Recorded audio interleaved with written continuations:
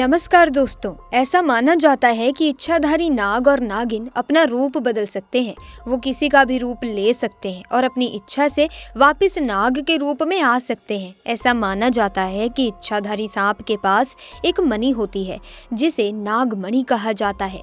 ये केवल इच्छाधारी सांप के पास ही होती है। यदि कोई इस नागमणि को हासिल कर लेता है तो वो कुछ भी कर सकता है। ऐसा भी माना जाता है कि इच्छाधारी नाग और नागिन 1000 सालों तक इस धरती पर जीवित रह सकते हैं।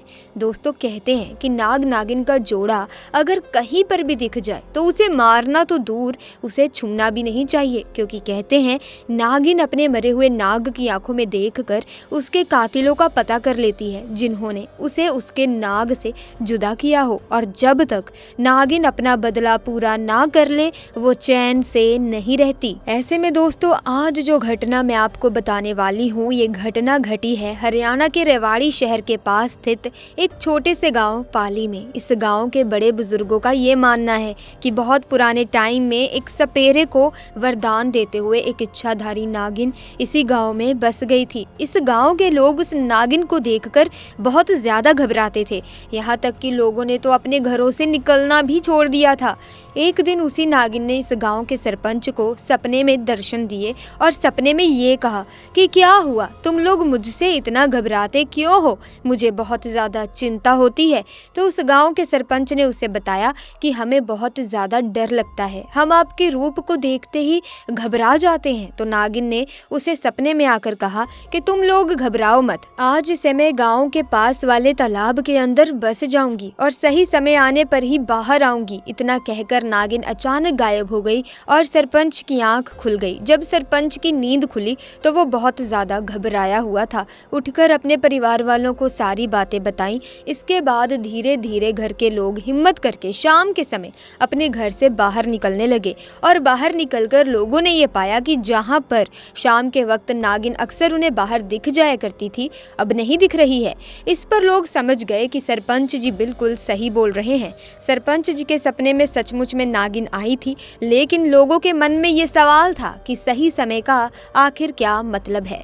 धीरे धीरे करके ये बात जंगल में लगी हुई आग की तरह फैल गई और लोगों को ये विश्वास हो गया कि वो नागिन सचमुच में इस तालाब में मौजूद है। तब से लेकर आज तक ये मान्यता है कि इस तालाब में इच्छाधारी नागिन रहती है।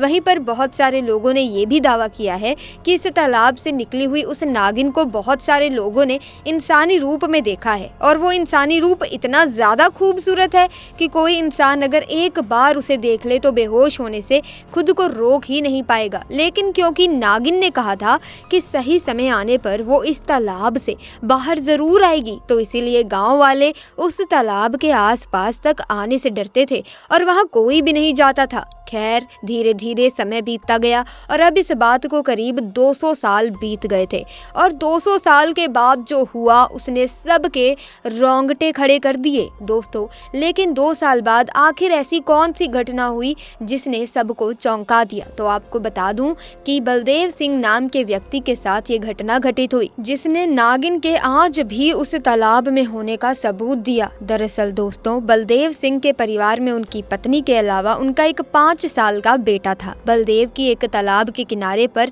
200 बीघा जमीन थी जिस पर खेती करके वो अपने परिवार का पालन पोषण किया करते थे। बलदेव सिंह महादेव के परम भक्त थे। वो बचपन से ही महादेव की भक्ति करते आ रहे थे, इसीलिए उन्होंने अपने खेत के किनारे, जो कि तालाब के पास था, वहां पर खुद एक शिवलिंग बनाया। खेती करने से पहले सुबह वो शिवलिंग की पूजा किया करते थे। लेकिन दोस्तों, बलदेव सिंह के खेत के पास जो तालाब है वो काफी पुराना था। उसके बारे में कई बड़े बुजुर्ग बताते हैं कि वहाँ एक इच्छाधारी नागिन सालों से रहती है। कई लोगों ने उस नागिन को शिवलिंग की पूजा करते हुए भी देखा है। इसी कारण किसी की हिम्मत उस तालाब के पास जाने की नहीं हो पाती थी। परंतु बलदेव सिंह ने नागिन के बारे में सिर्फ सुना था और इसीलिए उन्होंने ये सारी बातें अफवाह मान ली थी और कभी भी लोगों की बातों पर ध्यान ही नहीं दिया था। परंतु एक दिन भरी दोपहर में जब उनकी पत्नी उनके लिए खाना लेकर आई तो उस दिन वो अपने बच्चे को भी साथ लेकर आई थी। बलदेव सिंह की पत्नी आज से पहले कभी भी अपने बच्चे को खेत में नहीं लेकर गई थी, लेकिन उस दिन वो बहुत ज्यादा जिद करने लगा, जिसकी वजह से मजबूरन उसे अपने बच्चे को साथ लेकर आना पड़ा। खेत में आकर इनका बच्चा खेलते खेलते उस तालाब तालाब के पास जा पहुंचा और अचानक उसका पैर फिसला और वो पानी में गिर गया। बलदेव सिंह और उनकी पत्नी को इस बात की भनक भी नहीं थी कि उनका बच्चा तालाब में गिर गया है। बच्चा धीरे धीरे पानी के अंदर डूबता जा रहा था कि तभी अचानक तालाब में हलचल हुई और एक सांप धीरे धीरे सुंदर लड़की में बदल गया। उस लड़की ने तेजी से तैरकर उस बच्चे को डूबने से बचाया और खुद उस बच्चे को गोद में लेकर उसके माँ बाप के पास पहुंची और उस सुंदर लड़की ने कहा कि आपका बच्चा तालाब में गिर गया था। बलदेव सिंह की पत्नी ने तुरंत अपने बच्चे को गोद में ले लिया और रोने लगी, क्योंकि उसे अंदाजा था कि अगर उसका बच्चा डूब गया होता तो उस पर क्या गुजरती। बलदेव सिंह ने वो सुंदर स्त्री को धन्यवाद कहा। तभी वो स्त्री वापस तालाब की ओर बढ़ी तथा अचानक गायब हो गई। बलदेव सिंह और उनकी पत्नी दोनों इस चमत्कार को देख हैरान थे। तभी बलदेव सिंह को लोगों के द्वारा बताए गए उस तालाब में रहने वाली नागिन से संबंधित सभी बातें याद आने लगी और उसे अब ये समझते हुए देर नहीं लगी कि उसके बच्चे की जान किसी साधारण लड़की ने नहीं बल्कि उसी इच्छाधारी नागिन ने बचाई है, जो सालों से इस तालाब में रहती थी। दोस्तों, जब ये घटना गांव के बाकी लोगों को पता चली तब उन्हें यकीन हो गया कि नागिन किसी को नुकसान नहीं पहुंचा सकती। आज के वैज्ञानिक युग में भी इच्छाधारी नाग नागिनों के प्रति अधिसंख्य लोगों की आस्था में कोई कमी नहीं आई है। लोग उनसे डरते भी हैं और देवता मानकर घरों तथा मंदिरों में उनकी पूजा भी करते हैं।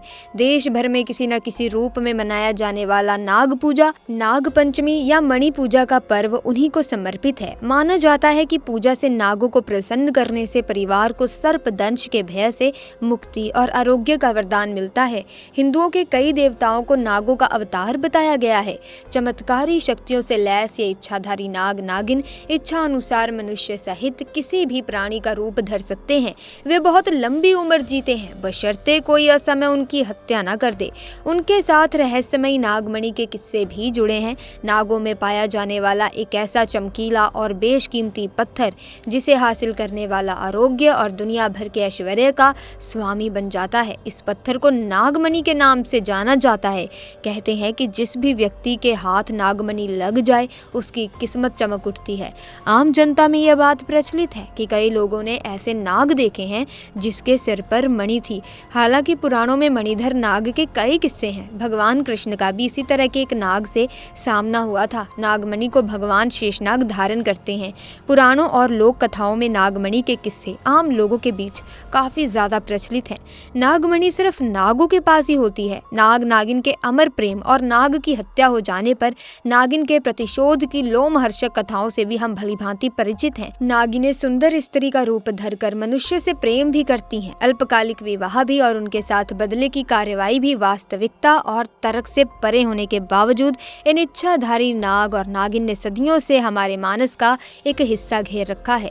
तो ऐसे में आज की वीडियो में बस इतना ही। अगर आपको ये घटना अच्छी लगी है तो कमेंट सेक्शन में हर हर महादेव जय नाग देवता जरूर लिखना, ताकि भगवान शिव की कृपा आप पर और आपके परिवार पर सदैव बनी रहे। साथ ही वीडियो को लाइक करें, शेयर करें और इसी तरह के वीडियोस की अपडेट पाने के लिए हमारे चैनल को सब्सक्राइब करके बेल आइकन को प्रेस कर लीजिए, ताकि आने वाली नई वीडियोस की अपडेट आपको मिलती रहे। आपका बहुत बहुत धन्यवाद।